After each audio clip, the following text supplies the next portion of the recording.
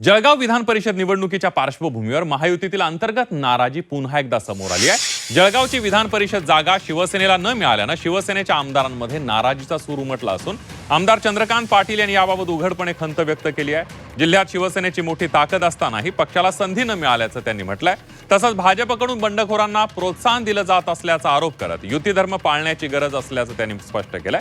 मैत्रीपूर्ण लढत होऊ शकली असती, मात्र त्यातून वेगळा संदेश गेला असता। मात्र मैत्री पूर्ण लढत झाली पाहिजे असं देखील आमदार चंद्रकांत पाटील यांनी म्हटलेलं आहे।